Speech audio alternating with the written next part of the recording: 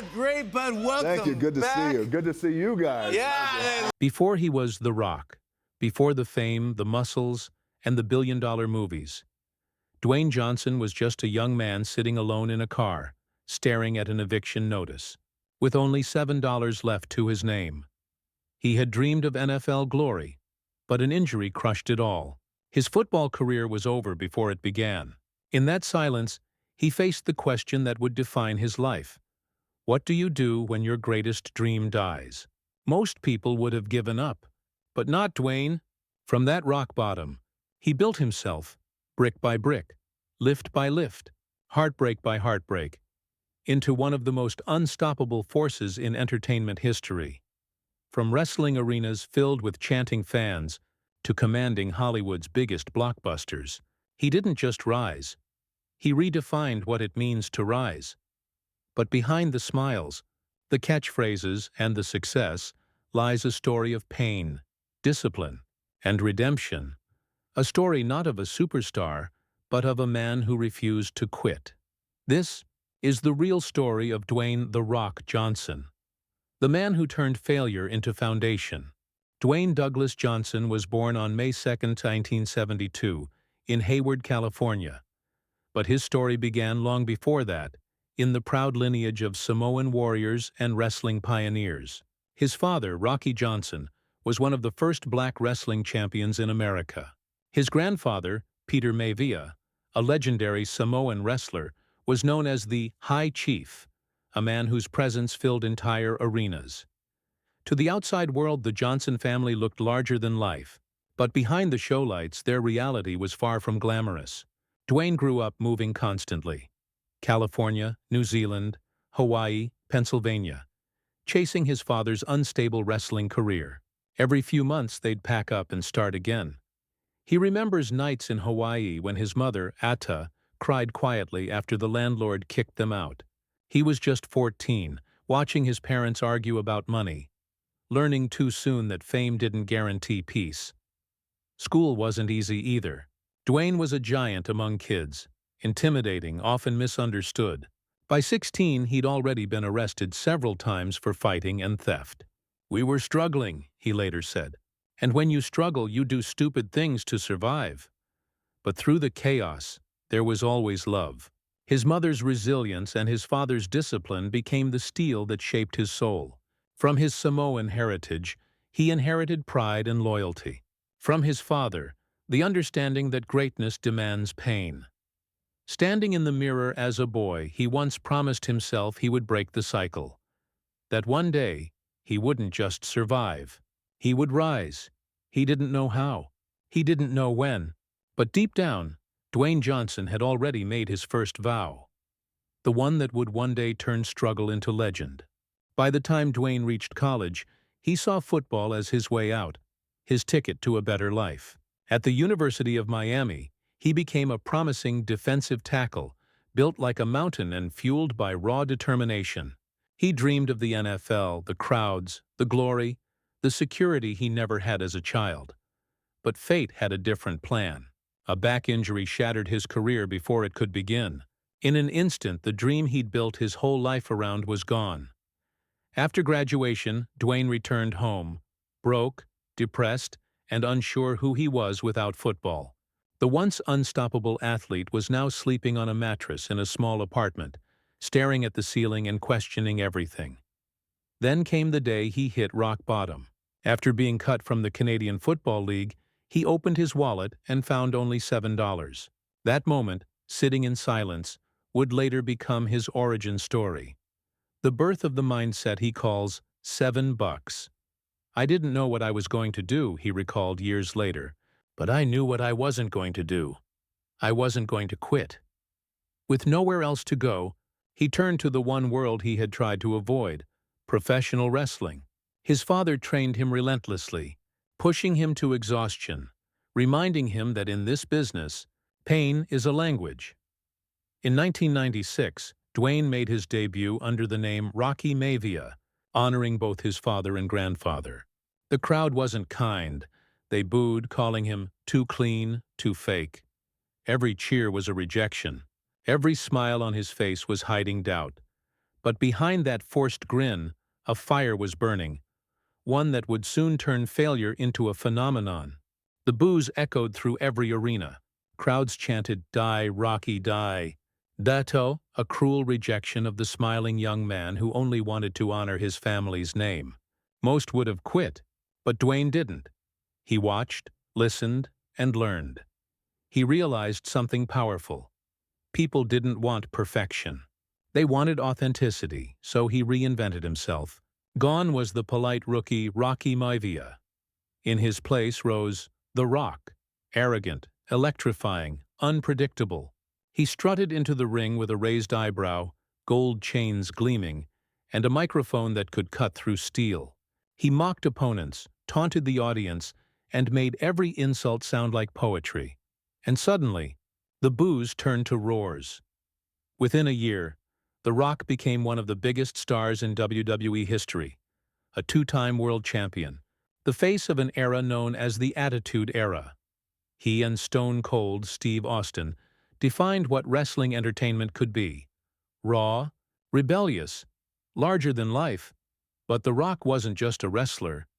He was an entertainer, a storyteller, a brand.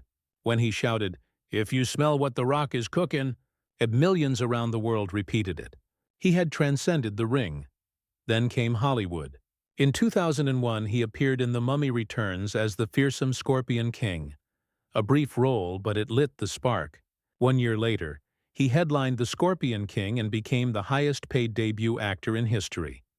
The kid who once had $7 was now commanding 7 figures. But success came with new challenges. Behind the confidence was a man trying to prove he could belong in a world that didn't yet see him as more than just a wrestler. Still, Dwayne pressed on, fueled by the same fire that once pulled him from despair. He had conquered the ring. Now he set his sights on conquering the world. For a while it seemed like nothing could stop him. But Hollywood has a way of humbling even the strongest. After his explosive debut, Dwayne signed on to a series of big-budget films: Doom, Walking Tall, The Tooth Fairy. Yet instead of glory, they brought mockery. Critics laughed. Fans were confused. Studios began to doubt his box office power. The Rock, the man who could fill arenas, suddenly couldn't fill theaters. Worse yet, behind the scenes, his personal life was unraveling. In 2007, Dwayne and his longtime partner and manager Danny Garcia announced their divorce. It was a heartbreak that rippled through both his family and his career. She had been with him since his college days, guiding his every decision. For the first time in years, he felt lost again, caught between two worlds, no longer a wrestler, not yet a respected actor. His identity was fractured, his confidence shaken. He buried himself in work, in training, in silence. He smiled for cameras, gave interviews about success. But privately, he was fighting exhaustion and loneliness. Hollywood didn't see the pain. They saw a brand, a walking mountain of muscle, not a man searching for purpose. And Dwayne began asking himself the same question he once faced as a broke football player: who am I? When the world stops cheering, it was the question that would force him to confront his greatest rival. Not another actor, not another wrestler, but his own reflection. Because before he could rise again, he would have to break himself down one more time. When life hit him hardest, Dwayne did what he'd always done. He went back to work. Not just in the gym, but on himself. He stopped trying to fit into Hollywood's mold. He decided to build his own. Out of rejection came a new mission: to create, to inspire, to outwork everyone. In 2012, he launched $7 Productions. Named after that day, he found $7 in his pocket. The company became more than a studio. It was his declaration of independence. He would no longer wait for opportunity. He would make it. Then came his second act. He returned to the wrestling ring one last time, electrifying audiences again. But this time, it wasn't just The Rock who walked out. It was Dwayne Johnson, a man in full command of his story. Hollywood took notice. Soon he was headlining Fast and Furious, bringing new energy to a fading franchise. Then Jumanji, San Andreas, Moana. Each film a reminder that charisma, when fueled by purpose, can move mountains. But what truly defined his comeback wasn't box office success. It was transformation.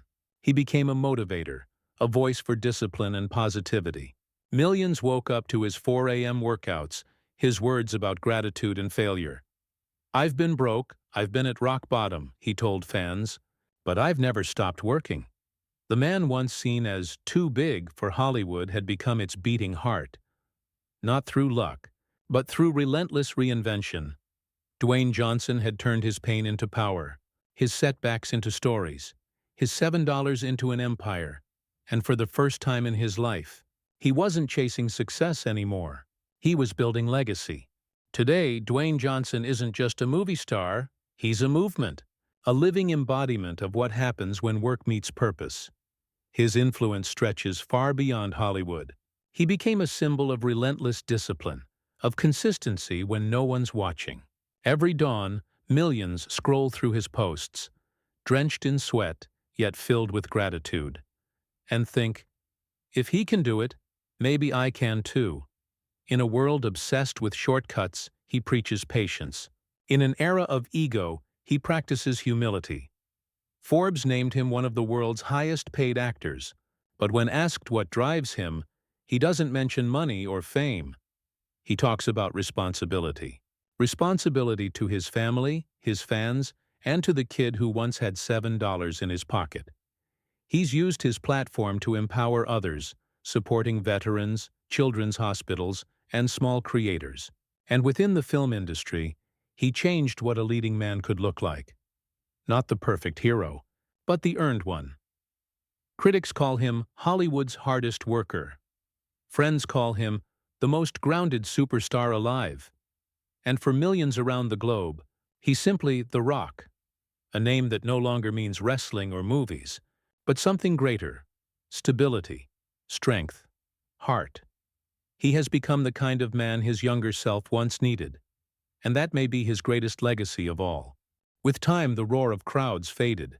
The movie premieres, the lights, the noise, they all became background to what truly mattered. For Dwayne Johnson, real success wasn't another box office hit. It was coming home, home to his wife, Lauren Hashian, the woman who stood beside him long before the world called him The Rock, home to his 3 daughters, Simone, Jasmine, and Tiana, who remind him that strength isn't about lifting weights, but lifting hearts. He often says that becoming a father changed everything. "I used to measure life by wins and losses," he said. "Now I measure it by smiles." Off-screen, Dwayne has become known for his kindness, small gestures that reveal the man behind the myth, visiting sick children, sending heartfelt videos to fans, quietly paying strangers' bills. He doesn't speak about balance. He lives it. Every 4 a.m. workout is followed by breakfast with his family. Every film premiere, by a moment of stillness. He's learned that peace isn't found in the spotlight. It's built in silence, in gratitude, in love. And perhaps that's what makes his story so universal. After years of fighting to be seen, Dwayne Johnson finally learned the power of simply being. Not The Rock, not the brand. Just Dwayne, a man who turned struggle into strength and fame into purpose. In the end, Dwayne Johnson's story isn't just about fame, fortune, or muscles. It's about a man who stood at rock bottom and built a mountain on top of it. From a kid with no home to the world's most recognizable star, his journey reminds us that success isn't a straight climb. It's 1,000 silent battles, the ones no one sees, when the world stops believing in you. He learned that the most powerful thing a person can do is keep going, because the truth is, every one of us has our own $7 moment, that point where we feel empty, unseen, unsure. But it's in those moments that character is forged and destiny is written. Dwayne didn't wait for miracles. He became one. Today, the boy who once questioned his worth stands as proof that no dream is too heavy to carry, if you carry it with heart, discipline, and faith. And as he often says, be the hardest worker in the room and the kindest soul in the crowd. This is not the story of The Rock. This is the story of the man who learned how to rise, again and again.